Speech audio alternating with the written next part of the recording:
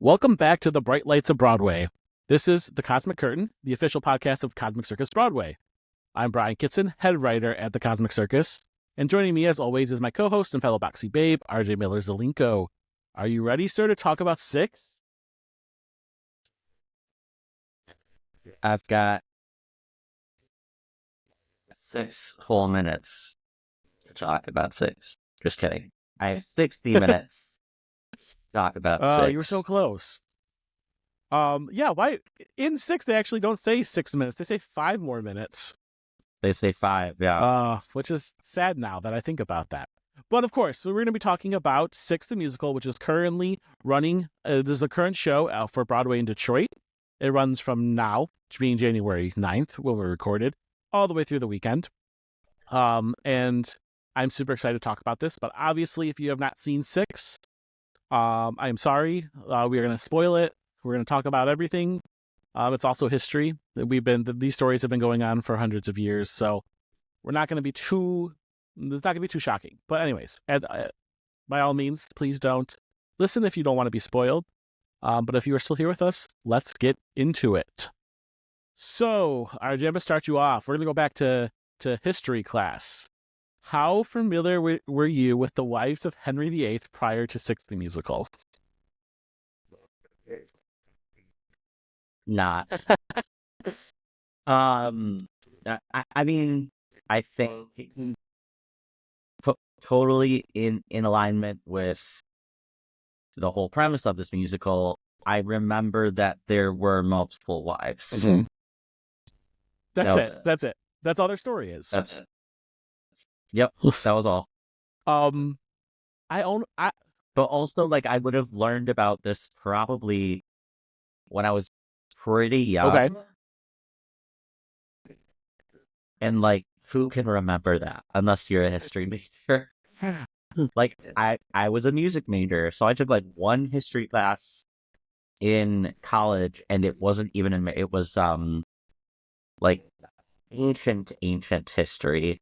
And I went to religious school, so everything was done through a scope of Christianity. Sure. Which some of this would tie into that at some point, but it was like well before. We're talking like ancient times. So you're not sitting down learning about the formation of the Church of England. I mean, honestly, I probably like should have been. But my rebel self was like, I don't want to pay attention. I mean, that's valid. I was going to say that I don't actually know if I ever learned about the Six Wives of Henry VIII, or like the Tudor family, or like branch of the monarchy. With the, like, if we're talking college, my only history class was I had the history of traffic in Africa, which was very specific. And I was like, this sounds like a class that I could probably ace. And so I took that class. It was really difficult because there's a lot to the changing of traffic, which is why there's a whole class about it. But if we're going back, living in America, living in Michigan, as we both have grown up here, while there's sometimes a fascination with the world of the monarchy, and like I'm an Anglophile straight through, but there is not like a teaching of that. We learn about like American history, and like I remember in 4th grade learning about Michigan history, but there's not always this like deep dive into like what's going on politically across the pond. So I feel like I missed out on like a huge chunk of like the history of the Six Wives of Henry VIII. I didn't even know about him until I went to the Tower of London in the UK, and I learned about Anne Boleyn and Catherine Howard being beheaded, and we got to stand around the stone, and we all got to stare at it. That was about it. Well, and that makes sense to me though too, right? Like every country typically learns the most about their own country, and so even if we had vaguely brushed through this portion of history, like you're gonna get maybe one paragraph in one chapter in 1 year, Right. 1 year in like 9th grade, and then you never hear about it again. So that's this history though, because there's a gazillion years to learn about. So It's never ending. It's literally keeps going. No, I'm just kidding. Like it's time. I remember growing up, the other Bowling Girl. I remember that being a movie. I've never seen it, but I remember that people were crazy about that, and I think that's the first time I actually heard the name Bolin. So I think it's interesting that, like, obviously again that fascination with the royal family, the monarchy, but I think that it's shows like Six the Musical that are really, or shows like The Tudor, which I know was a big one, and there's a few other that like HBO and Stars and all of them have put out, but but this is really kind of an interesting musical. Like when you think of the shows, it's like what draws you to telling the story of the six wives of Henry VIII, and for this show they do it kind of interestingly. So for the sake of time, I kind of want. Can you tell us the show from your perspective, sir? From my Yeah, perspective, like what is Six the Musical? The Six the Musical is, as we have been saying, literally about six wives of Henry VIII competing against each other in song formats in regards to telling us who had it the worst. Sure. Ultimately saying, whoever had it the worst wins. The competition Is the ultimate lead, Yes. basically. Yeah, they form a pop group, which is like so cool because you take this like when you think of the wives of Henry VIII, you think of, big dresses. You think of not pop music. You're thinking of the traditional like green sleeves, which is how they kind of start the show. They start the show off with that traditional green sleeve song kind of playing. And then we just jump in and it's a concert of these queens being a pop group and they're fighting over who is going to be the lead. Like that's just such a, it gives that Hamilton vibe, of like teaching history, but in a cool way, in a hip way. Yeah, in a new age engaging comedy that they knew people would pay attention to, right? Because it's so different. And I would say I don't think there really is another musical right now that's equally in alignment with this one. Like I think it's in a league of its own. Because of the way, because it's so specific. The only thing I can think of that might, in regards to like it being pop rockish, would be maybe like Moulin Rouge or like Anne Juliet. But those are literal stories, whereas this, like you said, like basically we're watching six divas have a sing off, and that's what's happening. And it's funny because I think that the way that they approach it with the sing off, the competition, not only does it involve the audience, we're not actually voting. Spoiler alert, anybody who hasn't seen it, we're not voting for who wins because there's a wrap up, but they do invite us into the show, but they do it in a way of being like we can all laugh at the fact that like men suck, and like relationships suck and people are horrible and we've all had it bad and we've all kind of been there. And so it does make this like very topical commentary to an old conversation that has spanned hundreds of years. And so that's what kind of makes it so interesting, at least in my opinion. It's interesting because it's something universal that we don't think people necessarily maybe were dealing with back then, but here they are. These six women were dealing with a horrible man who mistreated them and had power and let it go to his head, Yeah, and I mean, yeah, there's no vote, but for sure, like the fourth wall is dissipated for the show, right? Like there is a direct communication happening between the people on stage and the audience, and that can get tricky with shows because you run the risk of having audiences who don't know when to stop and or not participate at all. And as someone who's been on stage before, not even in a high amp show like this one, I can only imagine if you have an audience that's like not into it, it's going to be the worst hour and a half ever. Like it's just gonna be brutal. So it's one of those shows where like you have to be into it. You can't be afraid to participate. Respectfully, right? Like when they prompt you to clap or yell or interact or even dance, you do it. And then you kind of get the cue when to chill out. On that front, there was actually some instances in like the song 6, and then even farther, like the Mega 6, where you could tell, like, granted, I've seen this twice in New York. You've seen it once. I'm sure you worked it multiple times over in Grand Rapids. I've seen it a few times. This was my 5th time seeing the show, one of my favorites.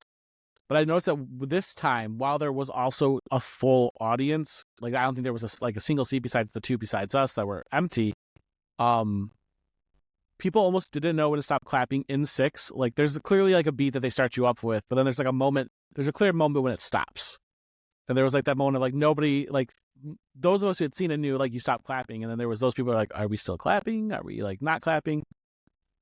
And then introducing into the Mega 6, people sat down, and I think it was Catherine of Aragon was just like, no, Detroit, keep standing. Like we have, don't sit down yet. So that was interesting. You're right that there was this little, there was a difference there. That this is clearly, it's a big show, but there's some people that didn't know what to do with that.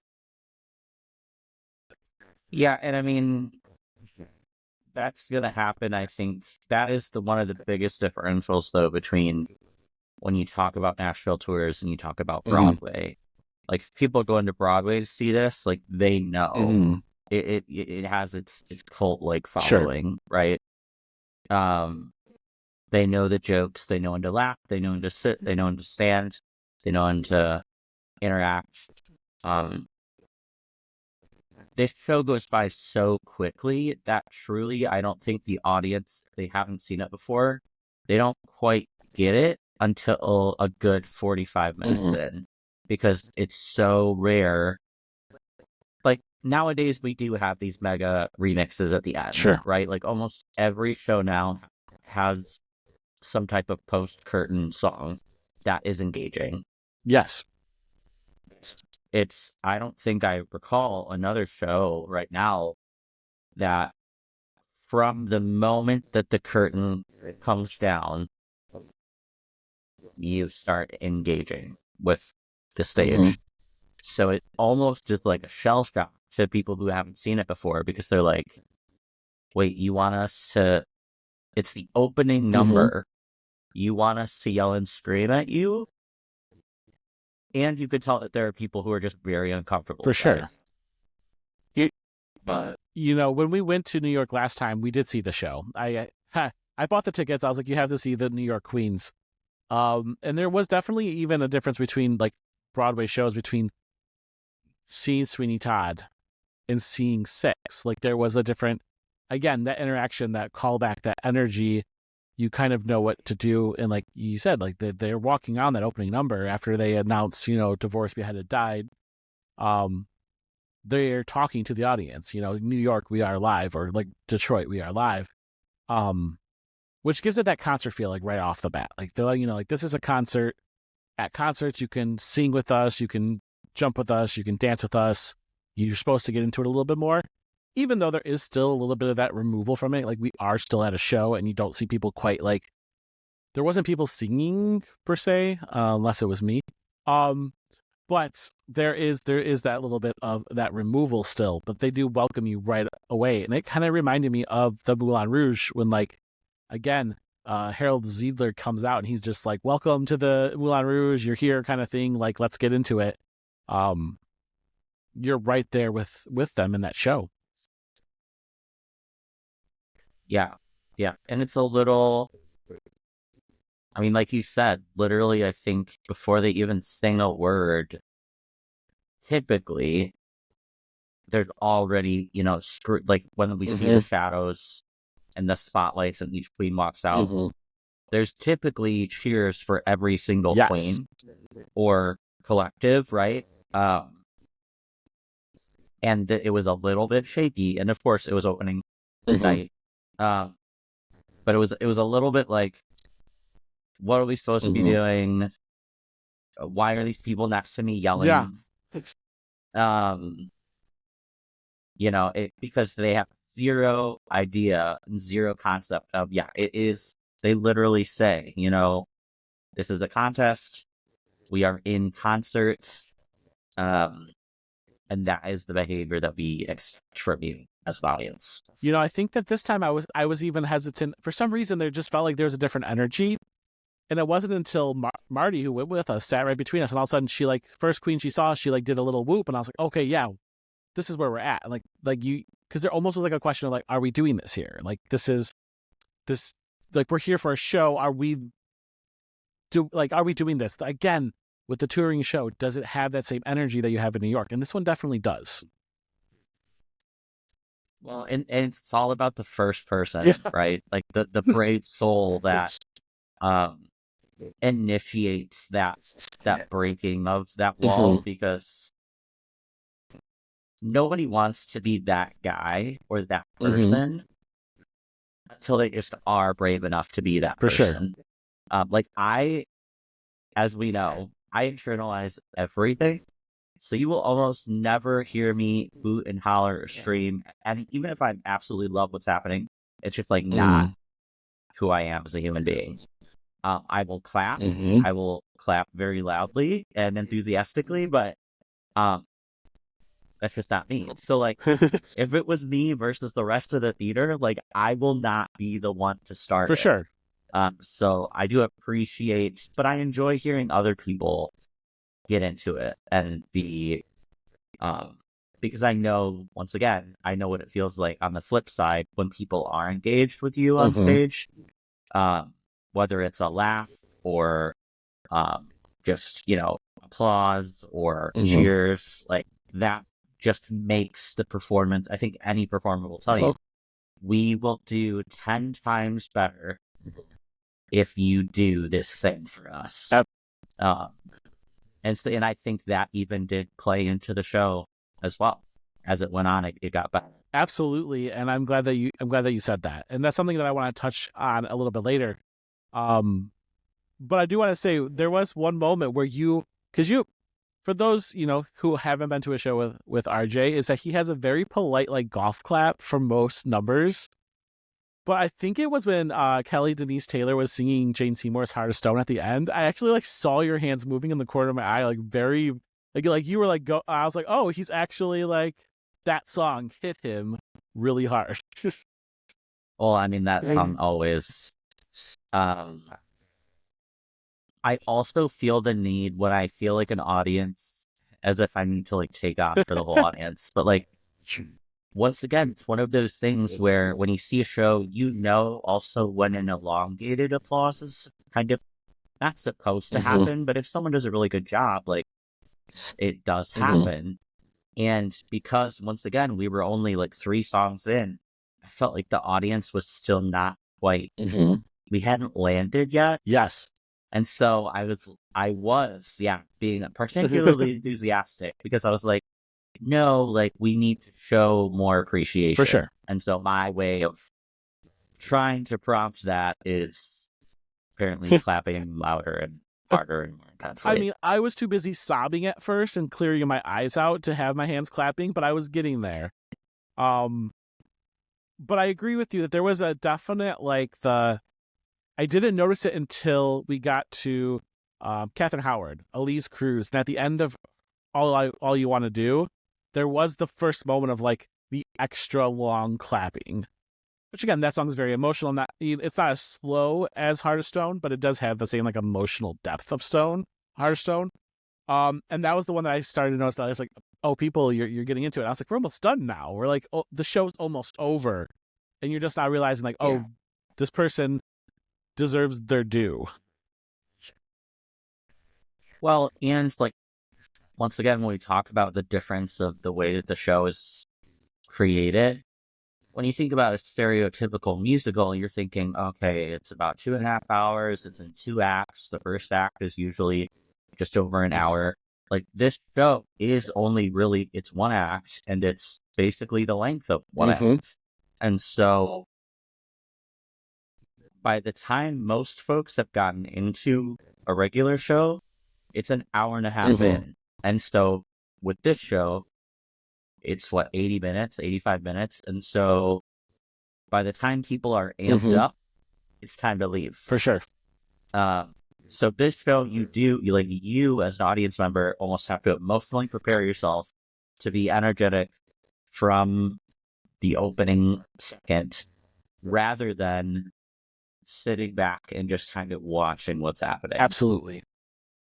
Which usually, as we know, first acts technically tend to be slower, and then second acts tend to be quicker and more progressive. Right.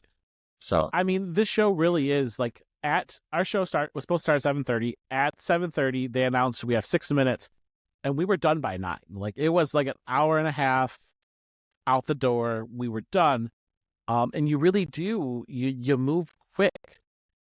Do you think that this makes musicals more accessible to people if they're not as long and drawn out?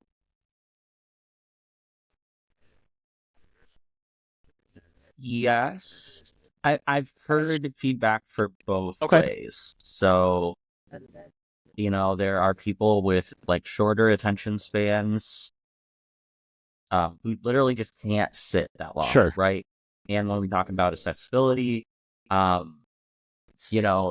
it's just easier because it's shorter. You're in, you're out.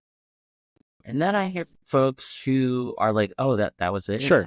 Like that the expectation is, another whole hour or so. Specifically, and the only time I really hear that gripe is around the price tag. Sure.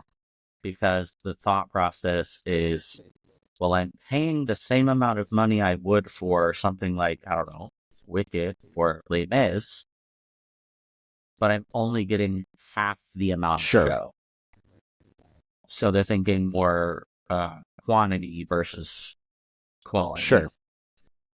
Which I can understand from that specific standpoint, but as we all know, you still have to pay. I mean, it doesn't matter how long the show is, you still have to pay everybody involved. You still have a set, you still have costumes, you still have all of the things that go into putting a production together. So right. I think it could go both ways. But it is, especially on like a weeknight, it's kind of nice to get out by 9 o'clock. And not be, getting home at midnight from a show. Well, that's also because most people don't stand outside and talk like we do. So that's on us. Well, but even like, for example, some shows, I mean, Detroit, I love the time start for them. For sure. Grand Rapids starts at 8. Yes. And I know a lot of theaters that start at 8. And it is late. I mean, you think about 8 o'clock start time. If you start on time, you got a 2.5 hour show plus a 10-15 minute intermission. It's basically 10:45. And then you have to sit in a parking structure for another 30 minutes. So yeah, it can be brutal, especially for people who travel to see shows because it's a specific show. That's very valid. Like when we go to New York, it is still exhausting when the show starts at 8 and we're like, we just got off we flew in the morning, we're going to a show at 8 at night and you're there until 11:30. It is absolutely brutal. Sometimes you're trying to fight, like, keeping your eyes open, keeping yourself engaged in the way that you want to engage with the program and also that the program deserves to be engaged with. It's brutal. Which, I mean, also to the actor's credit, to be that high energy at 8 p.m. Like, most times on an average day, like, I'm at home at 8 p.m. Like, I'm chilling in my PJs, doing work or whatever, but being relaxing. Sure. I'm not doing a 90-minute high-intensive workout vocally and physically. Well, let me ask you this, because I think this ties into it as well. What was it like starting Sweeney Todd at 8 o'clock at night? Because some of those shows, you were doing a 3-hour show starting at 8, like after working all day, like a Friday show, you're at 8 o'clock and you've worked all day, you're going in, like that has to be absolutely exhausting by the time you're done. Yeah, it is. Especially because call time is usually substantially earlier than Sure. that. So you're actually at the theater for a good like 5 to 6 hours a night. Jeez. Broadway's a little different because they do their own makeup, they have wigs, like, and they're professionals. So they're just like doing stuff. Maybe coming in to the house an hour before the show starts at the earliest. But even that, I mean, you have an hour prep, and then you have stage door, and you have and that's after you've already taken all your makeup, all your costumes, put that all away, gotten it ready for the next day. So yeah, it's I don't know how. I mean, obviously, once again, they're professionals. It's what they do. It's their living. But you have to be thoroughly exhausted and just go home. Sure. Or in this case, go to a hotel or Airbnb or wherever they're staying and just craft, because they probably aren't getting into a bed till midnight. Sure. And that's probably early. And people don't understand too. It's like not always like they are, like they have nothing to do to the show. Like when I interview them, sometimes it's 9-10 o'clock in the morning after having done a show the night before, and they're up and they're dressed and they're ready and they're doing press and they're for the next city that they're going to visit. And like it's kind of that part is kind of excruciating as well, I would assume. Like you're doing what you love. And I feel like that's what I always take away from these individuals I get to talk to, is that they love what they're doing. For some of these are their dream jobs. But that doesn't make it any less exhausting. So like, yeah, getting home, I'm not gonna lie, getting home at 9:30 from the show, it was great. I was like, what do I do with this time? Like I can sit and like watch a television show. I don't have to like go to bed right away for work the next day. And I do wonder for other people as well. Like I think of people like my mom, who she could not wait to support you in Sweeney Todd, but her hip was killing her at, intermission time, and she had another half of a show to go. When we went to go see Six last year, she didn't have a problem with her hip, because it was like you're sitting down. By the time your hip starts to bother you, you're actually standing up for the last song and we're out, So that's kind of nice too. You had mentioned that the show was a comedy, which obviously it is, and we're going to talk about the comedy a little bit later. But how exactly would you classify this musical? Because I had someone, what do they call it the other day to me? A park and bark? They're like, it's just a park and bark. They just like stand there and they're singing, which to me means like concert-esque, it's kind of, it is a concert, but how would you classify Six? I mean, yeah, it's a musical comedy. I mean, it is a concert. Okay. It's concert style. It's made intentionally that way. Even the set is made that way, right? Like nothing is moving, because in my mind, the more simple the stage, the more intense typically the acting or the vocals. Sure. And that I think is very true for the show. A little bit of background around these queens and the way that it's written. Each queen is based off of a different vocal theme. Yep. And so the high intense vocal workout of each of these songs, and then the backing vocals to support each other, because there are literally only 6 people on stage, means you're singing every song every time, and they're all powerhouse songs, whether it's a power ballad or just straight up a bring the house down kind of song. It concert, yes, but I don't say that in a negative way. Okay. Because it is what it is. I've gone to some shows, specifically like local ones, and like the concerts are they are park and barks, as they were calling, which I thought was hilarious to hear. I've never heard it called that before. But like you literally stand there and you just kind of sing the song.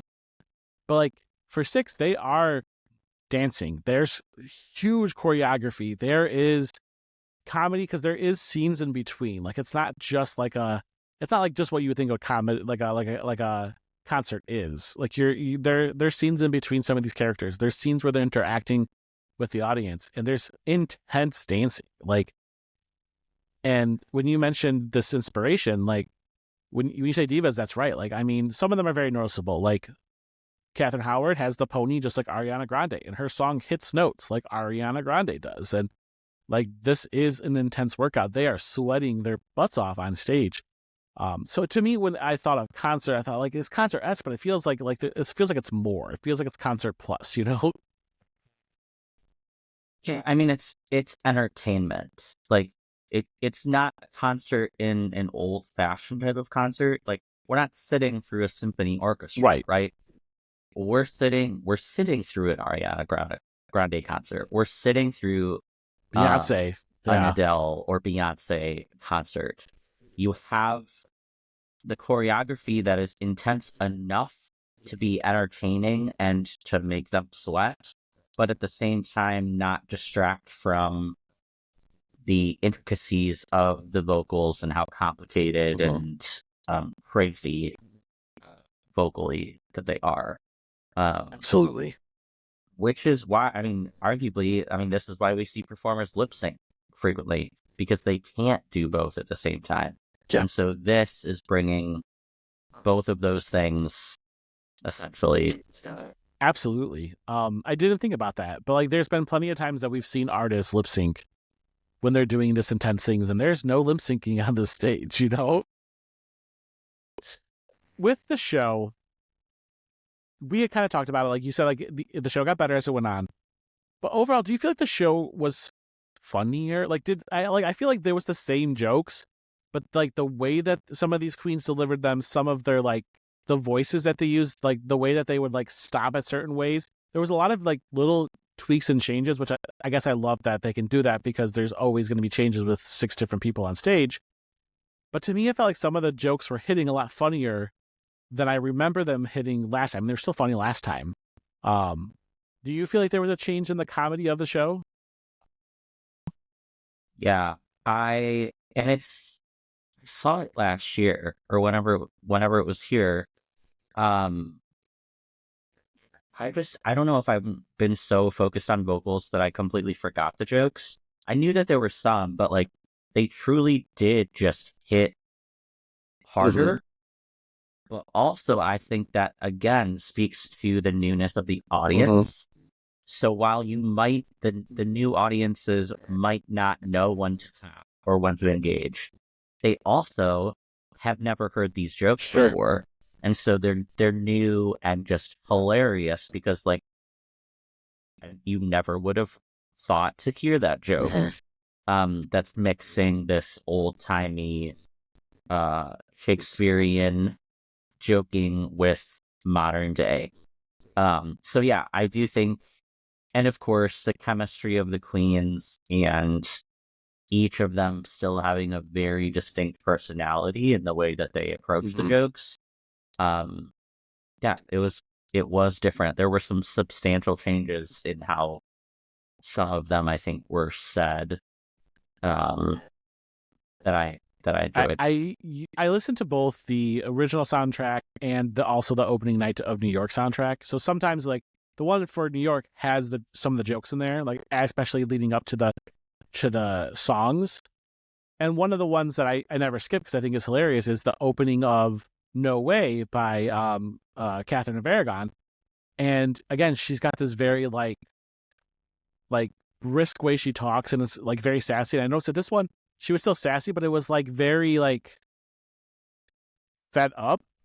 And so like when she would deliver the jokes, it was like an exasperated like wife of being like, my husband's like a piece of shit, you know, kind of thing. And I was just like, oh, like that made Catherine different, even though it's again the same jokes. Like when she says about the wimple, I don't think I look that good in a wimple. She's like not doing it out of anger. She's doing it out of like annoyance and being fed up and just being like tired of his shenanigans already. And I thought, oh, like that. Again, that's just one example, but like I feel like every queen approached every actress approached their queen in just a slightly different way that just, I don't know, it changed the entire show for me a little bit. I still loved it. And it wasn't like a bad change. It was just like, it was a change. It was a different show, even though it was the same show. Yeah, and that is, I think, the reason that the show remains very popular is it truly allows, I think, some liberties to happen with the personalities. Like, once again, yes, the characters have particular stereotypes in which they're kind of following, but the exact way, because the pace of the show is so fast, but then when we do get those lines and we get these scenes and we get the comedic relief almost, it's just so specific and succinct that the delivery, it really just, it breaks up the show. But once again, depends on the 6 people that you have on stage, because if you are watching them interact with each other, even when they aren't verbally saying anything, that plays a lot into it too. And there was quite a bit of physical comedy happening alongside the verbal. Yes, I don't remember that. Like, I remember some of it, but I don't remember it to the extreme. And I thought, oh, this, again, it changes that show. And you almost could tell that they had a really good chemistry together. And not that the other one didn't, but the last time we saw it in Detroit, I'm pretty sure we had 2 or 3 understudies, one of which is now a main queen. But I remember us texting about it after, because you had seen it a different night than I did. And you were like, yeah, there was some definitely differences between, like, you could tell that some of them were understudies. Not that was bad. There was just, like, they weren't feeding off each other the same way that you saw with these ones who apparently have been together for a little bit of time now. Right. And that's normal for any show, right? And if you don't get that stage time with particular individuals, you're still trying to figure out, you're still worried about singing and choreography and the fact that you have only practiced it maybe once with these people. So, yeah. And then when you have your standard cast, then it's way, just down to the minuscule pieces that aren't even choreographed or written. Like, I think of the scene where they're all kind of bickering with each other. Like, even though it's for sure not choreo, like, everything that they say is not written, what tends to happen is you tend to say the same thing once you've found your groove within that group, right? So then when you pull someone out of that, or 1 or 2 or 3, you have to re-figure out what that feels like across the entire span, not just at that moment, but across the entire span of the show. Which makes sense, because, again, you're changing those dynamics, and you have not just the 6 queens up on stage, but you also have the band, who are all characters as well, and they're all interacting, and they interacted a lot more this time too. Like, before, I always felt they were there, but they were slightly removed. You occasionally have some form of interaction. You always, like, thank them at the end, like, as the part of the mega mix, but there was times where the queens would be, like, turning around and bringing them into the fight and, like, bringing them into the argument. I was like, oh, you're approaching it differently. But, like, again, if you didn't have that with everybody, it would make sense that it would change. Like, if you threw in one new person, that whole dynamic could be thrown off.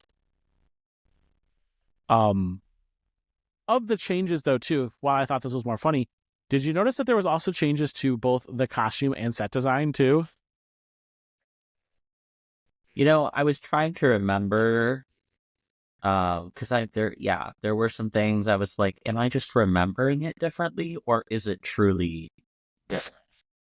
So one of the things that stuck out to me right away was Anne Boleyn's sleeves, which were just, like, I think all of the costumes had the colors turned up a little bit, like, even more so. They already were vibrant, but, like, I went and was looking at pictures when I got home, because I was like, I don't think Anne's sleeves were so green.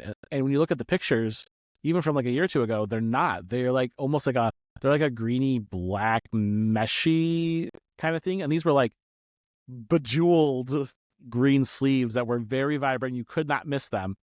And there was just certain things like that. There wasn't like huge changes, but I noticed those little pieces. I was like, oh, you're fine tuning the costumes still. Like you're still trying to find their voice, or like maybe again, it's this tour has a slightly different costume than maybe some past tours. But those are the things that I kind of noticed, along with the stage too. There was like that gold ribbon thing up top, which I was pretty sure was not part of the last show. And with the changing of the confetti, I do think that maybe they added that to hide that's where the confetti was at. I didn't even notice that. There was like, it was kind of like a I don't know, kind of like a what do they call it? Portcullis or something for or like the top of like a castle, but it was gold and it wasn't metal. And usually the stages are all very metal with lights. Yeah. So I do think it's interesting. But with the confetti, I gotta ask you, what did you think of them having the confetti on the stage and not on the people? Well, as a former usher, I would say God bless you. Confetti is the front of house staff and managers' absolute worst nightmare. Understandable. Especially the amount that shows usually use, including this one. I mean, once they turned it on, it didn't stop. It just kept coming. Like you were, I mean, it reminds me of like the end of the Adele's residency show where she disappears in the confetti downpour. Like that's what it feels like. It just like it kept, and I don't know if that's for effect, because I feel like you can still do the same thing with a little bit less. Like confetti is confetti, right? But they had it pouring for that entire. It was a 5 easily minutes, 5 solid minutes of confetti, easily, which cannot be easy to dance on either. Well, and I'm sure it's made of something specific so that it's not as slick. Mm-hmm. But man, yeah, it's and I think I just saw & Juliet, and I forgot about the amount of confetti they use at mid-show, and so they have to go through and sweep it all up, and that is a task. Like it's a lot. Do they use it mid-show for & Juliet? I totally forgot about that. Yeah, I can't remember what song it is now, but right before intermission, Act 1 finale. It's My Life.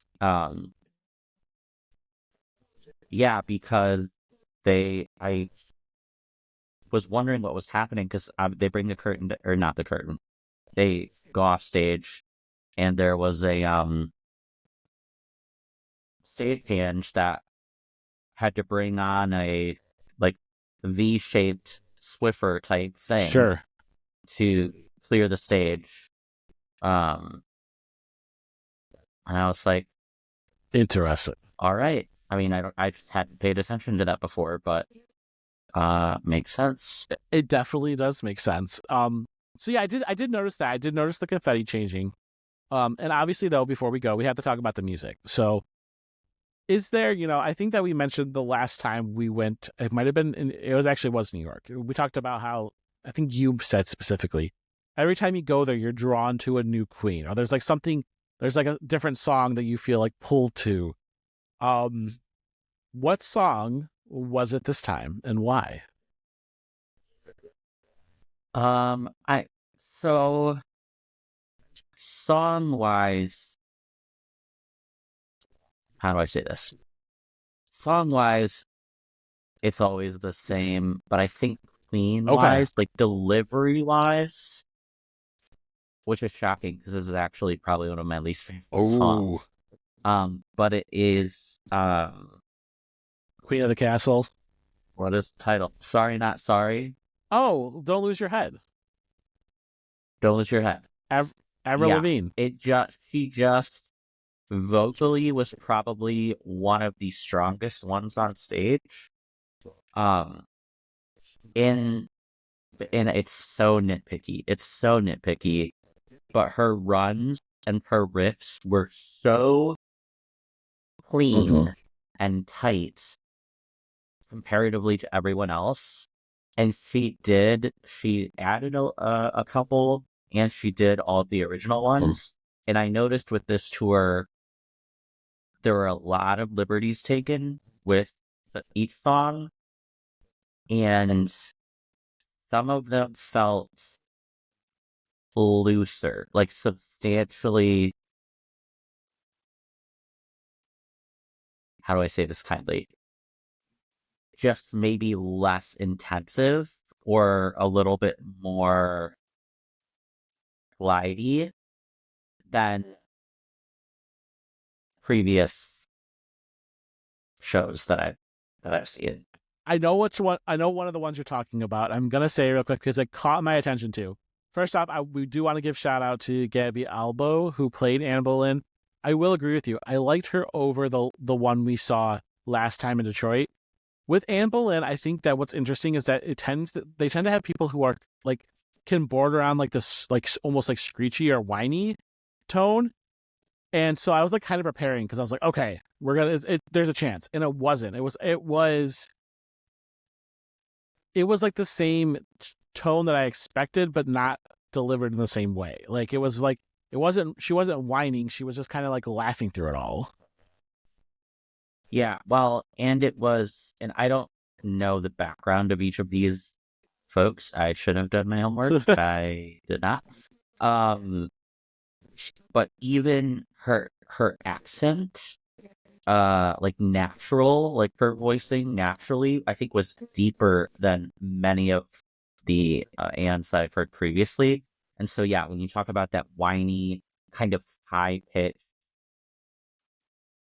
song, it felt more guttural. It felt deeper and more, I don't know, put together. Her tone, her natural tone is darker, and so I think it made the whole song just feel way more like rock belty than like a whiny type situation. Would you be surprised to learn that she was the understudy for Jasmine on Aladdin? Because that, as soon as I looked that up, I was like, that makes a lot of sense.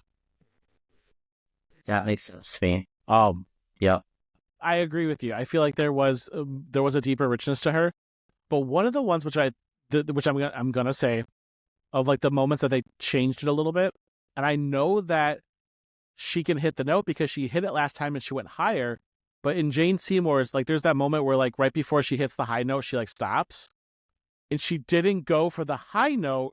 She, like, went for a note lower, but then she, like, ran down and ran back up higher. And I was like, that was interesting. That was a choice because, like, that moment's, like, supposed to hit you like that Adele, like that Celine Dion moment, like, supposed to, like, punch you in the gut. And when you started off lower, it wasn't, like, the sucker punch that I was used to. Because I was ready to, like, you're going to sob, Brian. And yes, I still cried, but, like, I didn't. There was that choice to go a little bit lower. And again, that could be to save voices. That could be to, like, you really want to hit the higher note and go higher. But there was a change there. And that was what I would assume was like a very obvious change. It wasn't like a night, that night you didn't hit the note. It was like you didn't even try to hit that note.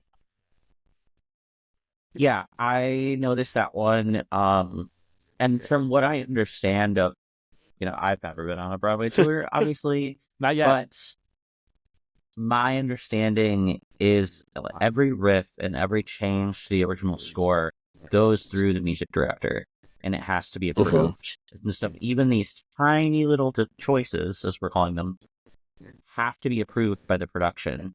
And so the liberties that every single note liberty that's taken is approved. And of course, I think of the Wicked movie, sure, right? And all of the changes that we've heard from that, where it's still kind of staying true to the original score, but they're making it their own. So I was glad that even though she did originally it was the opt down, and then she did the run back up. For me, vocally, that feels substantially safer than doing the pop up and having like your voice crack. Or something of that nature, because yeah, like you said, like she still hit the note, It's just vocally, it is way easier to start low and run all the way up the ladder than it is to just pop to the top. Right. Um, Especially because that note's held for so But- long, too. Like, you have to hit it and you have to Yeah. hold it. yeah. So the ornamentation, if we want to use all these Please. musicy words, You should agree. was different for almost every single song. But yeah, I think it's just like, once again, when we talk about personality and we talk about the style of each character and how that person is embodying the character, then it makes sense for that. But it is interesting to see. They were probably the furthest from the original that I've heard. I was going to say, I think the last time they came to Detroit, it felt like they were trying to hit the original very, like, or even, like, surpass it. I remember Catherine of Aragon, there was a note that the last one hit, Rosie Perez. I might be wrong. That might be the wrong person, but she hit it and it was high. It was so high, and I was like, damn, girl, that's great. And there was a few times where this Catherine, Chani Mosinat, if I butcher that, I'm so sorry, but she did hit the lower notes and she had the deeper range. I was like, ooh, that it gave me chills for a different reason. And there was a lot of those like changes of just being like, you're not trying to copy the same exact show, which I love the show. I would see the original show 20 times over, but it did give this such a unique experience that I was like, oh, I want to, I need to see this again. I think he even walked out and said, I need to see this one again. Because they were such different queens. Yeah. My typical favorite song, I'm just forgetting all of the titles. The not the mix, but the closing queen. Oh, Catherine Parr. Yeah, Parr. I was a little. She was the most different. Yes. Acting wise. Yes. So like through the whole show, I was kind of like wondering where she was going, because acting just the character felt different to me. And so, but then when she opened her mouth for her song, I was like, oh, I get it. Like, I get why she was, because at first I was like, it almost didn't even seem like she fit in that specific character for me.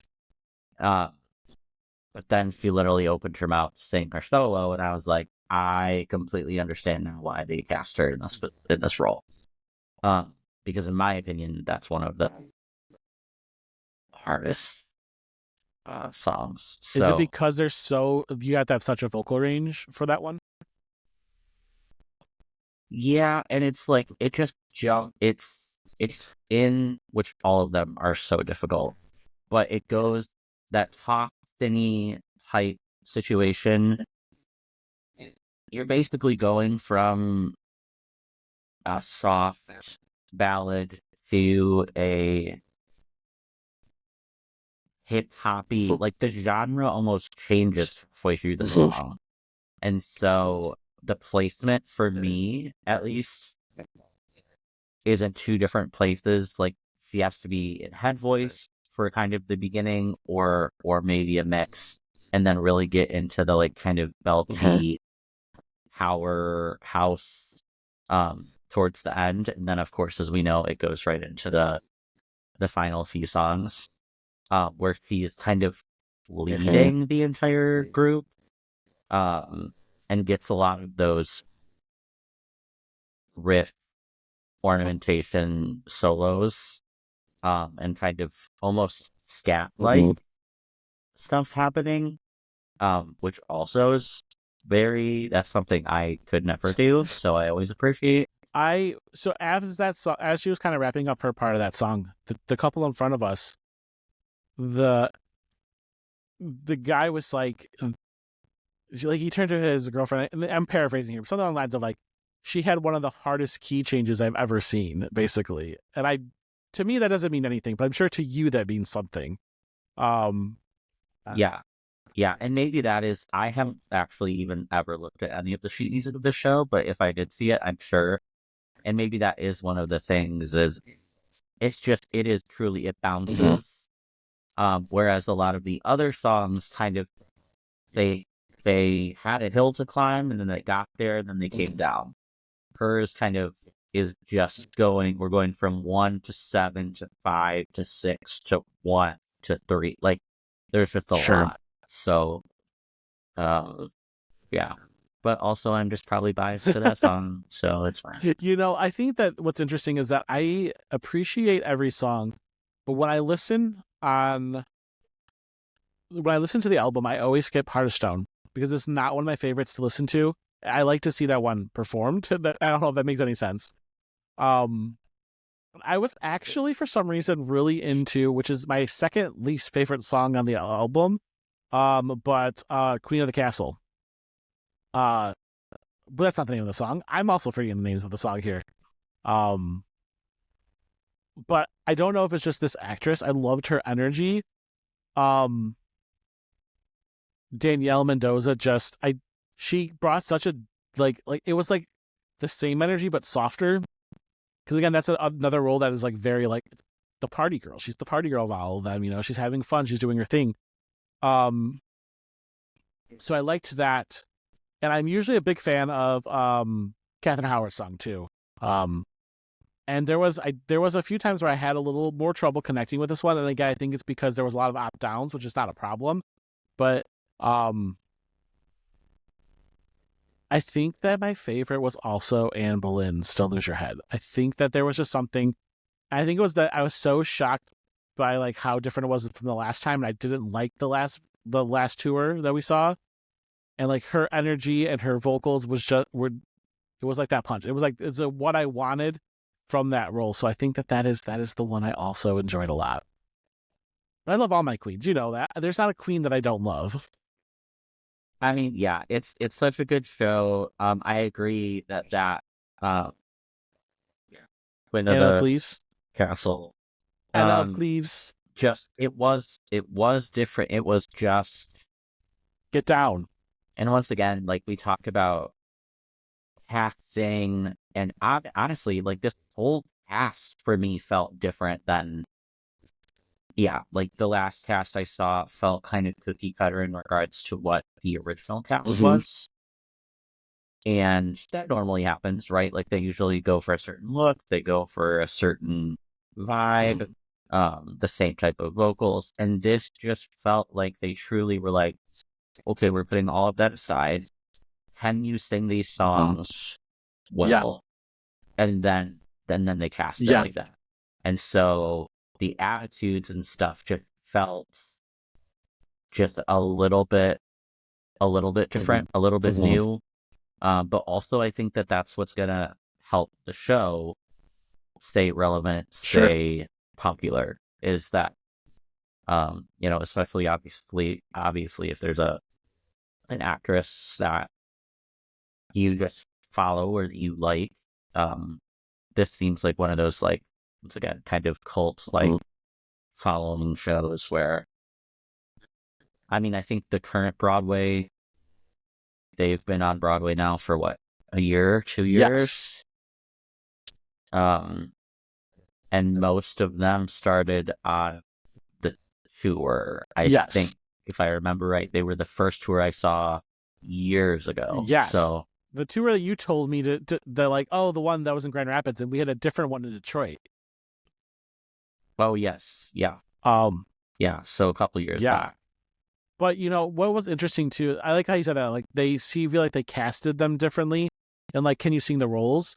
Because even again, when you go back to like the costumes, where I've watched tons of videos of from around the world, and it's a lot of like, okay, this character's hair has to be pinned this way and done this way, and then I noticed that like, Anna of Cleves had that long ponytail, and I was like the long braid. I was like, oh, that's cool. Catherine Parr's wasn't all pinned up; it was curly, but it was down and it was around. And I was like, oh, you're letting them. Can you play this role? Make it your own. And I think that's what's going to help the show kind of not kind of stagnate? Because I've been watching some of these shows, and it feels like even Hamilton, which was big, feels like it's stagnating in like ticket sales and stuff because it's like the exact same show every single time because it's down to an art. Like it's down to like this person hits this spot, you do this thing, you say this line. And now 6, they're kind of like, okay, spread your wings a little bit. Let's play around with the role. Yeah, I think once again, it's such a small, tight cast. And yeah, some shows have such a specific branding that they do cast the same look, the same. But this show specifically feels so new that the diversity piece is different than stereotypical Broadway. And I think that's also what draws people to go see it, is that they can go to a show where they feel like they can see themselves represented. On every level, right? If we're talking race, ethnicity, size, like, yeah, it doesn't discriminate where I think old school Broadway might have, because as it should be, it's about your talent, and it's not about what you look like or, what accent you have or anything like that. And that's encouraging to, of course, the audiences who are just now, I feel like this generation, like I didn't grow up seeing anyone probably over a size like 4 on a Broadway stage, right? Now we're seeing folks, we're being way more body inclusive. And that's exciting for a lot of people. For sure. I mean, granted, it wasn't exactly, it was like Broadway adjacent, but I remember some people got like into an uproar about Renee Rapp as oh my god, what's her name? We just saw that musical. Why am I blinking? Regina George. Yeah. Girls. Yeah. And like because she had curves, and I'm just like, yeah, well, that's okay. And like a lot of people came to the defense, and like a lot of the younger generation was like, let's be more inclusive. People aren't size 4s, like, and so it's cool that you get to see a little more representation on the stage. And so I do love that about 6. Of course, our last question, sir. Would you go see this again?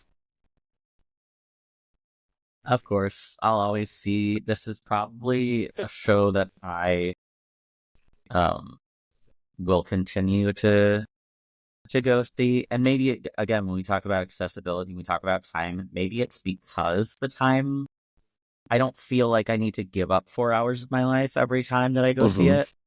Not that I wouldn't if it was, but it's enjoyable, it's fun, and it's light, and we have so many shows and a world that can be so kind of dreary and dark sometimes that it's nice to it addresses some dark things in a positive and uplifting way. Yeah, that's a great way to put it. So, all that to say, it's a hard yes. It will always be a hard yes for me. And first off, I like how you were like, I don't have to give up 4 hours of my life. Not like we're going to New York to see 7 shows in just under a week. Okay, but it's fine. But no, I get what you're saying too. Like I do like the time commitment. I do like that it's enjoyable. You're not torturing yourself with 3 hours of like dreariness, and we won't get into what shows that are. We all know what it is. But this is just it's an empowerful. I think that's what it's empowering to anybody who sees it. Be it if you're a young girl who is seeing yourself on stage for the first time, if you are a gay man who is just seeing somebody speak up for themselves, if you're, there was not a person in the audience that wasn't there that I did not see with a smile on their face as they were leaving. And I think like that's a really big takeaway. So a hard yes for me. Always 6 is one of my favorites, and it will go down as one of my favorites. So that's where that's at. Yeah, I mean, and all of that. I was just telling someone when I went to go see it, and then that night, it's it's not too often that you go to a show and then you almost feel like you have to decompress for the rest of the evening because you're so amped, you're so hyped, you're so energized from the performance. And yeah, you feel there's a level of encouragement, a level of celebration, and empowerment that we love a good story, we love a good musical, but we also love like the realness of, okay, now go and take this into your life and however it applies to you. And so the come down from that, I'm always like jittery for the next, like, I still don't go to bed till midnight because True. you've got the songs in your head, your heart's pounding, and yeah, it's a good experience. All that to say, whether you see it in Detroit or anywhere else on its tour, or if you visit New York or any other stationary show, make herstory and go see Six, the musical, because you will not be disappointed. And with that, thank you for listening to another episode of The Cosmic Curtain, the official podcast of Cosmic Circus Broadway. If you're interested in finding us outside of our box seats, don't forget to like, follow, and subscribe to us at Boxy Babes or at My Cosmic Circus for all Broadway updates. So until then, take care.